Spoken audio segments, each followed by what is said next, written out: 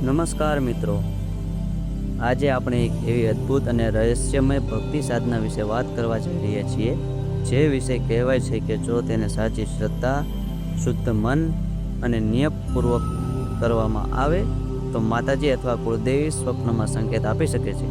ઘણા લોકો પોતાના જીવનમાં રક્ષા, કૃપા, માર્ગદર્શન અને માતાજીના આશીર્વાદ મેળવવા માંગે છે. અને આજે જે ઉપાય વિશે આપણે જાણીશું તેમાં માત્ર એક સોપારી, એક સિક્કો, થોડું જળ, મૌલી અને સાચી ભક્તિ જોઈએ. તો વિડીયો અંત સુધી જરૂર જોજો, કારણ કે આ ઉપાયમાં નિયમ, રીત અને ભાવના ખૂબ જ મહત્વની છે. તો પહેલાં આપણે જોઈએ આ ઉપાય ક્યારે કરવો. આ સાધના ખાસ કરીને મંગળવારના દિવસે સવારે કરવી શુભ માનવામાં આવે છે. સૌ પ્રથમ તમે સ્નાન કરીને શુદ્ધ વસ્ત્ર પહેરી અને શુદ્ધ મનથી પૂજા માટે બેસો. આ ઉપાયમાં સૌથી મહત્વની વસ્તુ છે એક સોપારી. સાફ અને ખામી વગરની સોપારી હોય તેવી જ લેવી. આ સોપારીને સામાન્ય વસ્તુ ન માનો, પરંતુ તેને માતાજી અથવા તમારી કુળદેવીનું પ્રતીક સ્વરૂપ માનીને સ્થાપિત કરો. હવે તમારા પૂજા સ્થળે આ સોપારીને આદરપૂર્વક મૂકો. ત્યારબાદ સોપારી ઉપર એક સિક્કો મૂકો. આ પછી થોડા જળના ટીપા સોપારી ઉપર છાંટો. હવે મૌલી લો, એટલે કે લાલ પીળો પવિત્ર દોરો, અને તેને સોપારી ઉપર અર્પણ કરો. એ સમયે ભક્તિપૂર્વક બોલું, હે માં, હું આપને વસ્ત્ર અર્પણ કરું છું. આ માત્ર શબ્દો નથી મિત્રો, આ છે તમારી ભાવના, સમર્પણ અને ભક્તિનું પ્રતીક. હવે સોપારી ઉપર થોડું સિંદૂર લગાવો અને પ્રેમથી કહો, હે માતાજી, આ શૃંગાર સ્વીકાર કરો. ત્યારબાદ ઘીનો એક દીવો પ્રગટાવો. દીવો પ્રગટાવતી વખતે મનમાં માતાજીનું ધ્યાન કરો અને આ પ્રાર્થના કરો કે, હે માતાજી, મારી તરફથી કોઈ ભૂલ થઈ હોય તો ક્ષમા કરજો, મારી રક્ષા કરજો, મારા ઘરમાં નિવાસ કરજો અને મને દર્શન આપજો. આ પ્રાર્થના ખૂબ જ ભક્તિ અને નમ્રતા સાથે કરવી.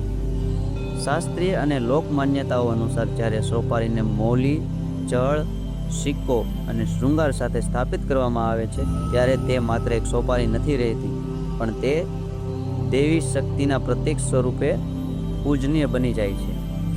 ઘણા લોકો તેને કુળદેવીનું પ્રતીક, તો કેટલાક તેને શુભ શક્તિનું નિવાસ સ્થાન માને છે.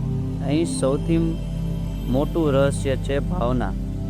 જો ભાવ સાચો હોય તો નાની વસ્તુમાં પણ દિવ્ય શક્તિનો અનુભવ થઈ શકે છે. હવે પ્રશ્ન આવે છે કે આ સાધના કર્યા પછી શું કરવું? તે માટે દરરોજ સવારે અને સાંજે આ સોપારીને તમારી કુળદેવી માતાજીનું નામ સ્વરૂપ માનીને ધૂપ દીવા કરવા અને રોજ પ્રાર્થના કરવી, હે માતાજી, મને દર્શન આપજો. આ પ્રાર્થના રોજ કરવાથી તમારું મન ધીમે ધીમે ભક્તિ, શાંતિ અને આધ્યાત્મિક રીતે જોડાણ તરફ આગળ વધે છે. અને એવી માન્યતા છે કે જો ભક્તિ સાચી હોય તો માતાજી સ્વપ્નમાં સંકેત અથવા મનમાં ઈશારામાં તમને કોઈ માર્ગદર્શન આપી શકે છે. ઘણા લોકોનો પ્રશ્ન હોય છે, શું ખરેખર માતાજી સ્વપ્નમાં આવે છે? તો આનો જવાબ છે, આ બાબત શ્રદ્ધા અને અનુભવ પર આધારિત છે.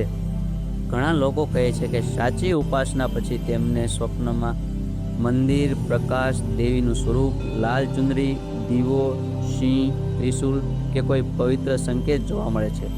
પરંતુ અહીં એક મહત્વની વાત સમજવી જોઈએ, દરેક અનુભવ સીધો અને એક સરખો નથી હોતો.